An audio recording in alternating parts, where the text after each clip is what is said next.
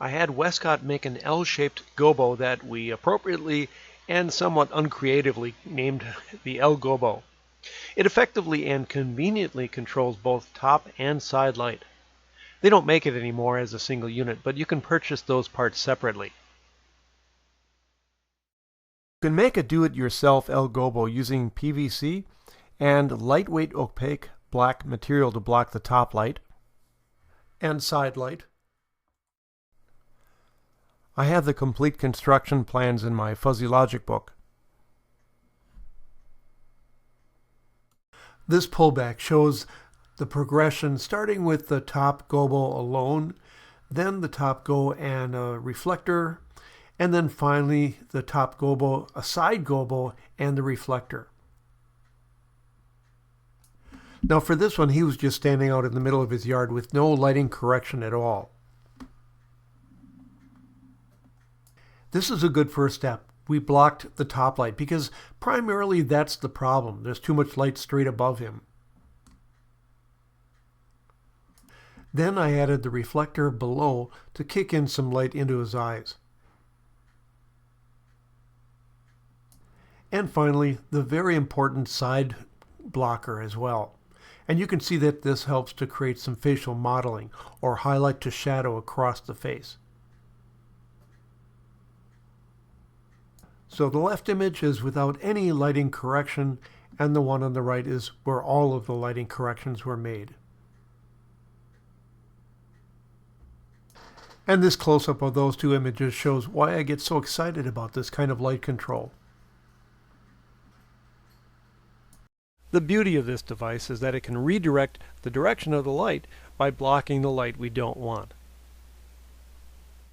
This isn't a bad image, but I felt it could benefit from a short light, that is, light coming from our left or more to the front of his face. As it is, the light is pretty much coming from everywhere.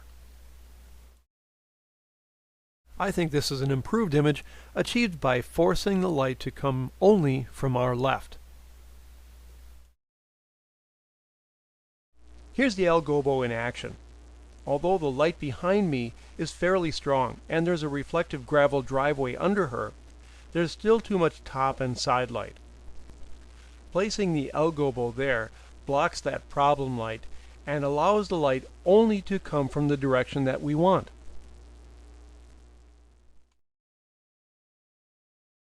Without the L gobo in place, we can see that her eyes are a bit dark and the light lacks direction.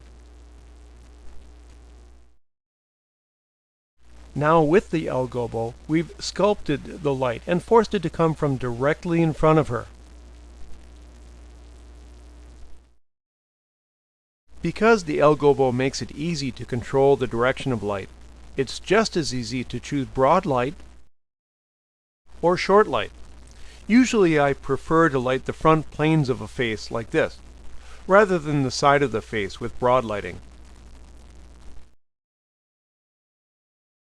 Which way? Your choice. Just move the L gobo to one side or the other. The L gobo is really best on overcast days, but on occasion it can be used on a sunny day.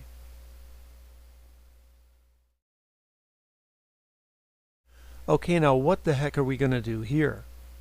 Well, my thought process was to use the sunlit background in the same key as her top. So how can we make the background that bright? By reducing the light on her.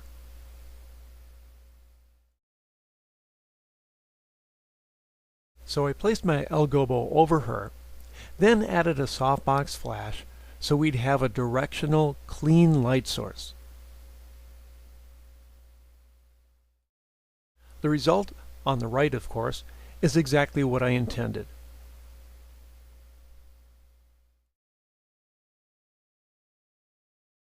There are plenty of locations that I won't tackle due to lighting or background issues, but with a trained eye I can spot the potential for some really great images in what might seem to be a troublesome spot.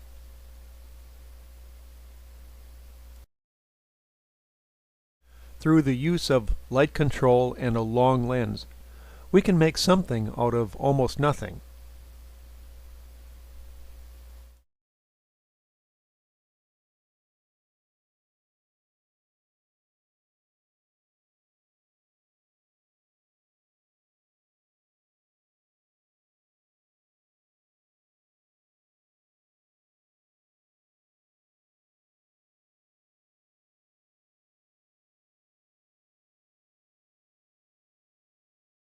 In this overall view of the next photos, there was an opening to the blue sky to my right and a warmer setting sun to my left.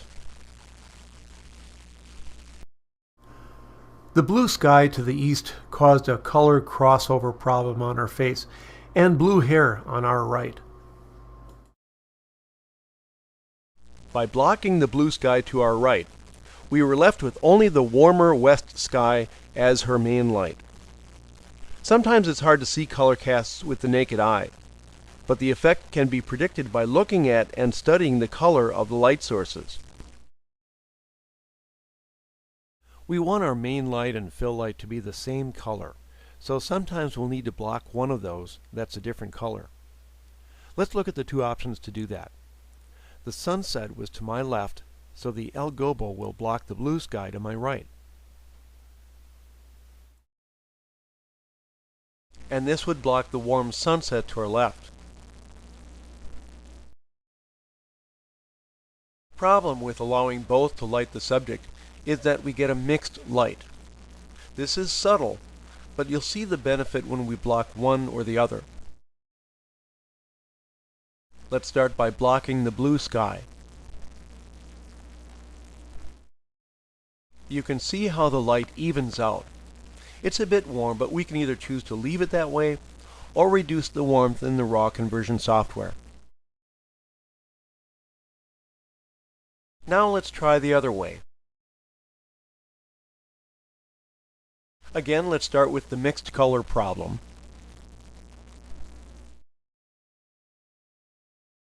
And this time we'll block the sunset, leaving us with a slightly blue image.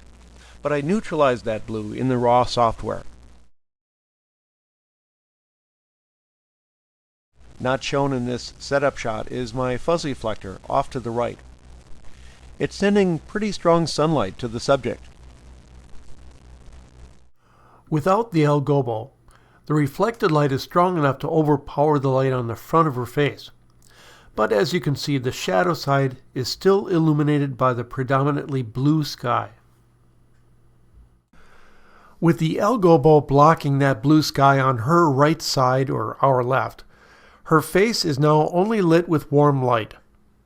By the way, if you ever want to reduce the lighting contrast, you could turn the El Gobo's side panel around and use that white side to reflect some of the main light for fill light. One more somewhat unusual unflattering light problem is excessive light coming from below the subject. We're used to seeing light come from above the face, not below.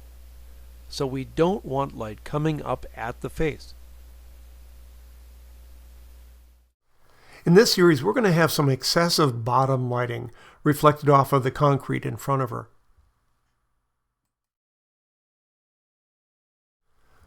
All of that bottom light results in an unattractive reflected light coming up to the face.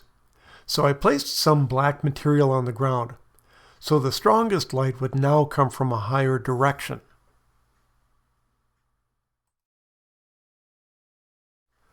You can see the comparison between excessive and unflattering bottom light on the left, and how on the right the black blockers evened it out.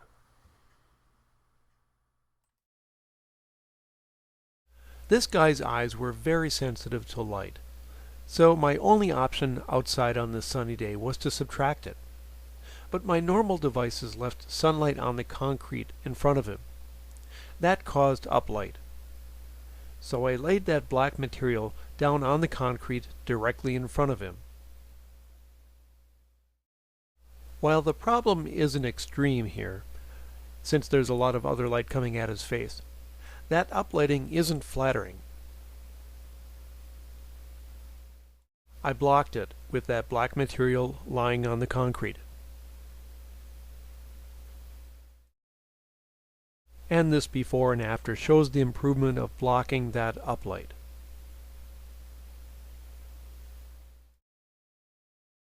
Pretty people can handle bad light, so I'll take advantage of that and experiment with non-traditional lighting when I have a photogenic person.